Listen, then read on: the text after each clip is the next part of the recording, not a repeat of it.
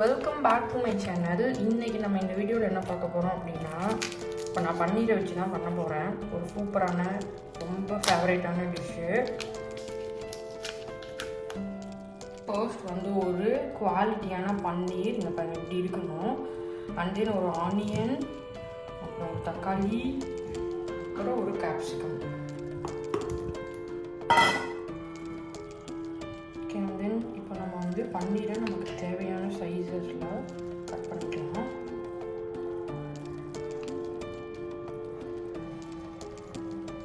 Okay, இப்போ பன்னீரை நம்ம கட் பண்ணியாச்சு. இதில் வந்து ஒரு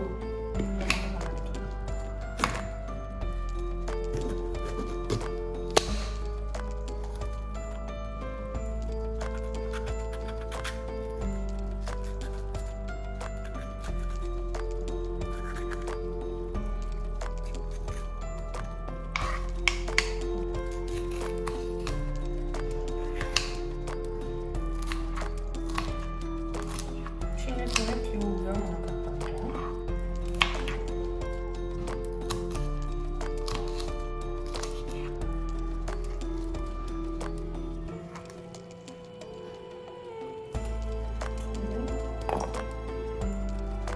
அதே மாதிரி ஆனியன்,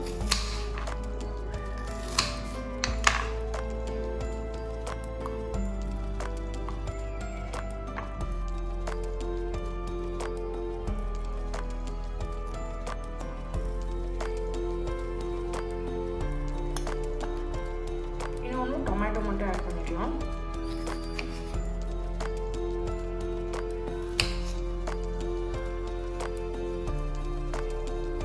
உள்ள இருக்க பல்ப்பு வேணும், அதை எடுத்துக்கணும்.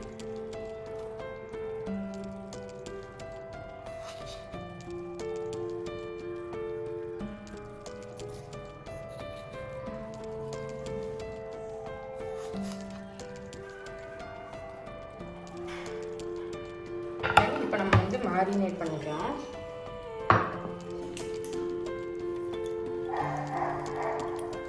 கர்ட் போட்டுக்கோங்க. அரிசி மாவு ஒரு டேபிள் ஸ்பூன், கார்ன்ஃப்ளவர் மாவு ஒரு 1.5 டீஸ்பூன். ஓகே, இன்றைக்கி வந்து நான் கபாப் மசாலா தான் நான் யூஸ் பண்ணுறேன். ஸோ கபாப் மசாலா வீட்டில் இல்லை அப்படின்னா ஒன்றும் பிரச்சனை இல்லை. ஒரு ஸ்பூன் வந்து கொரியாண்டர் பவுடர், அப்புறம் வந்து சீரக பவுடர், மிளகு பவுடர், கரம் பவுடர், அது கூட ட்ரை மேங்கோ பவுடர், அது மட்டும் ஆட் பண்ணிட்டீங்கன்னா இதே மாதிரி சூப்பரான கபாப் மசாலா ரெடி ஆயிடும். இப்போ நான் கபாப் மசாலா ஒரு 20 கிராம் ஆட் பண்ணுறேன். ஸோ நம்ம எடுத்துருக்கிற அளவுக்கு தகுந்த மாதிரி நம்ம வந்து போட்டுக்கலாம். அதே ஒரு ஹாஃப் லெமன் நம்ம புரிஞ்சுக்கலாம்.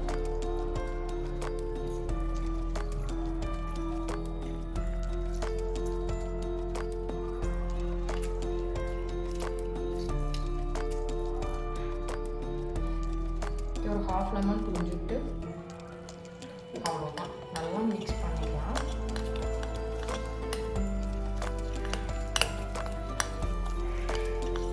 இவ்வளோ ரொம்ப கெட்டியாக இருக்கும்போது கொஞ்சம் நம்ம தண்ணி ஆட் பண்ணிக்கலாம்.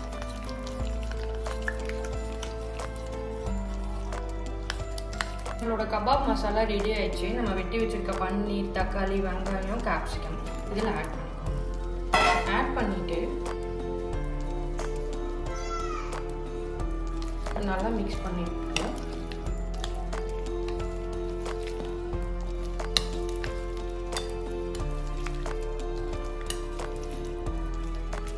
இந்த மாதிரி நல்லா ஈவனாக நம்ம ஸ்ப்ரெட் பண்ணி மேரினேட் ஆகணும். ஒரு 1 hour நான் வந்து இது ஃப்ரிட்ஜில் வைக்கிறேன். ஃப்ரிட்ஜிலேருந்து நான் எடுத்துட்டேன். இது வந்து நம்ம ஸ்கியூவர்ஸில் இல்லைன்னா வந்து சின்ன ஸ்டிக்ஸில் தான் நம்ம வந்து போட்டுக்கலாம்.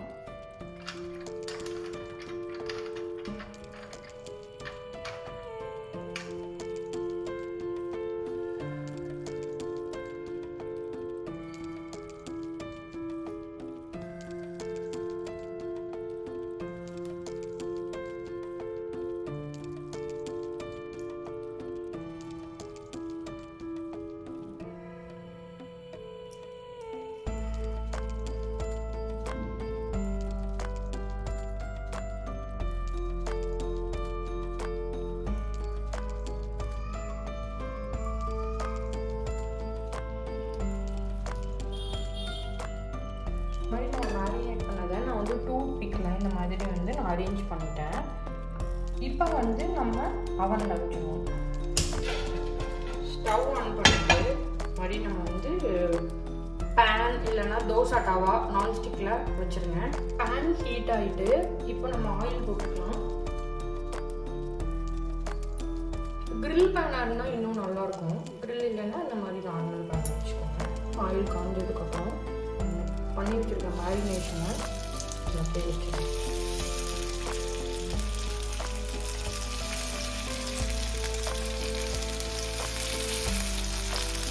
சைட்ஸை பிரித்து வச்சுக்கணும்.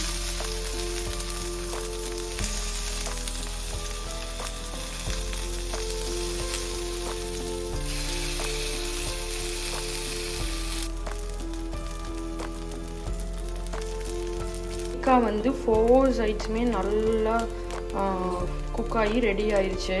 இப்போ நம்ம வந்து ஸ்டவ் ஆஃப் பண்ணிடுவோம்.